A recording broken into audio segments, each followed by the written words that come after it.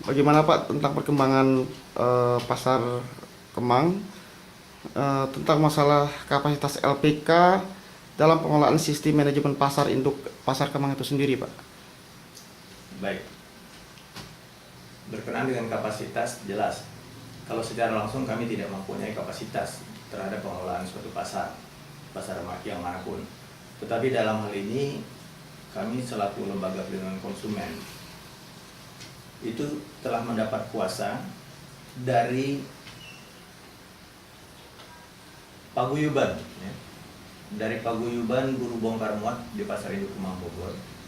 Dalam hal ini khususnya menangani dugaan penyelewengan dana kesejahteraan buruh di Pasar Induk Kemang.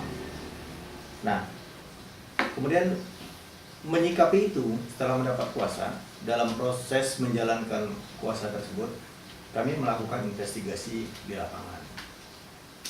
Ternyata dalam kerangka investigasi yang tadinya hanya mengarah kepada dugaan penyelewengan dana kesejahteraan buruh, ternyata kami memperoleh banyak sekali temuan-temuan yang juga berkaitan dengan kepentingan para buruh itu sendiri dan juga kepentingan publik di luar itu, termasuk ada friksi-friksi dengan masyarakat sekitar. Nah, jadi jelas di sini kapasitas kami adalah sebagai kuasa hukum, mendampingi, mengadvokasi paguyuban buruh bongkar muat Pasar Induk Kemang Bogor. Tetapi sebagai lembaga perlindungan konsumen, di mana di luar tugas-tugas pokok kami juga mempunyai beberapa kewenangan. Lengkapnya ada 12 kewenangan. Tetapi yang berkaitan dengan pengelolaan suatu pasar, tentu saja yang pertama mengenai penyelenggaraan pengelolaan ruang publik. Itu dulu yang menjadi kewenangan kami untuk melakukan investigasi atau mencari temuan-temuan yang berharga. Kemudian juga selain itu kami juga mempunyai kewenangan dalam hal pengawasan. Misalnya pengawasan tera, alat ukur atau alat timbang yang dipergunakan di pasar itu.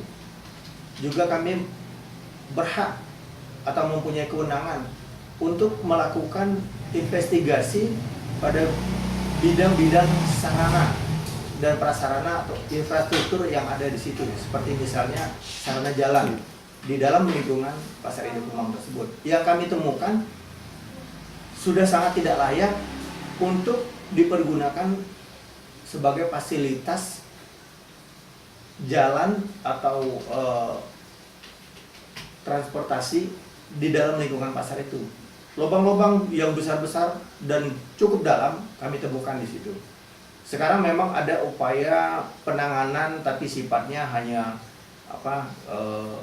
sementara, karena hanya menggunakan puing-puing bekas bongkaran bangunan tanpa menggunakan semen, tanpa menggunakan aspal. Jadi kita tahu di musim hujan seperti ini, bahkan Bogor sebagai kota hujan itu tidak mengenal musim tidak hujan, selalu hujan. Itu sangat rentan dan sangat riskan. Sudah banyak korban yang berjatuhan di situ. Kalau LPK sendiri gimana Pak tentang investigasi SDM-nya sendiri, Pak? Jelas, di sini kami melihat bahwa pihak pengelola pasar dalam hal ini PT Galpindo Ampuh itu telah mengabaikan banyak sekali aspek-aspek yang harusnya menjadi ranahnya dalam rangka meningkatkan kualitas SDM dalam konteks untuk meningkatkan juga kualitas pelayanan pasar itu sendiri kepada publik atau pengguna pasar. Dalam hal ini juga yang paling kami sayangkan, PT Galpindo Utama nyata-nyata melalui sumber-sumber yang kami percaya itu menolak kehadiran atau tidak menyetujui, tidak mengakui juga berdirinya paguyuban buruh bongkar muat sebagai implementasi dari asosiasi pekerja atau buruh di lingkungan Pasar Induk Kemang Bogor tersebut. Dengan alasan apa, Pak? Saya kira PT Galpindo Ampuh ini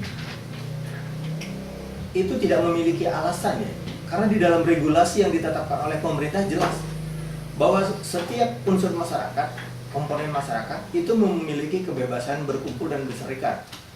Nah, termasuk para pekerja berhak diberi hak untuk mendirikan asosiasi serikat pekerja. Nah, termasuk juga di dalam lingkungan Pasar Induk Kemang Bogor ini yang dikelola notabene oleh PT Galvindo Ampuh sampai saat ini.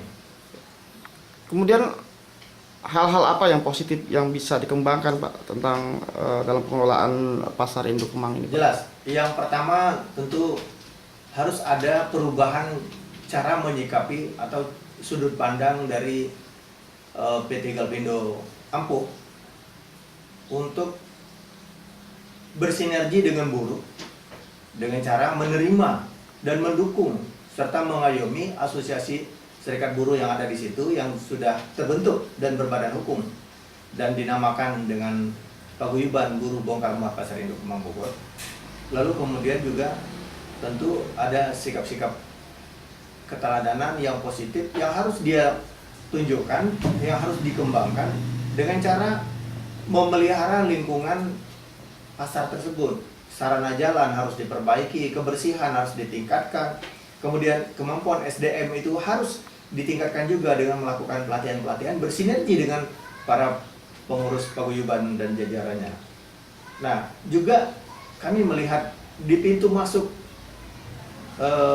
gerbang masuk PT Galvindo Pasar Induk Kemang Bogor ini, PT Galvindo tepatnya di depan kantor PT Galvindo Ampuh, itu ada pelang bahwa pasar tersebut belum membayar kewajiban pajaknya. Dan ini tentu saja sangat mengganggu kepada sistem pengelolaan pasar itu sendiri ke depan, dan juga pasti berkaitan dengan persepsi masyarakat dan persepsi pemerintah sebagai pemegang regulator atau sebagai regulator. Kenapa? Karena pajak tersebut tentunya sebagian akan menjadi PAD, penghasilan asli daerah, ya kan? Kemudian akan diberikan lagi menjadi feedback atau umpan balik, dikontribusikan kembali kepada masyarakat, pada publik yang ada di situ. Mungkin dengan pengelolaan atau dengan pemeliharaan yang lebih baik ke depan. Contohnya pengelolaan sampah. Sampah ini kan menjadi kewajiban atau menjadi tanggung jawab seluruh masyarakat, bukan hanya PT Galvindo Utama sebagai pelaku pengelola pasar, tapi juga masyarakat lingkungan dan sekitarnya juga bertanggung jawab, termasuk pemerintah dalam ini sebagai salah satu stakeholder lewat DKK, Dinas Kebersihan dan Keindahan Kota.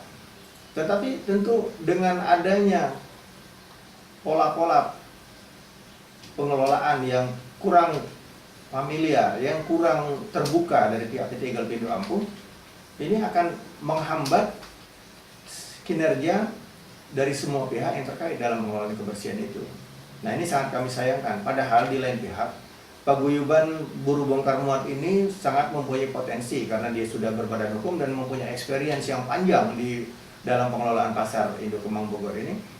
Sebetulnya kalau itu dibicarakan, mungkin saja mereka mampu untuk mengelola bagaimana manajemen sampah yang ada di lingkungan pasar itu. Saya kira itu hal-hal seperti itu sangat perlu dikedepankan menjadi sesuatu yang baik.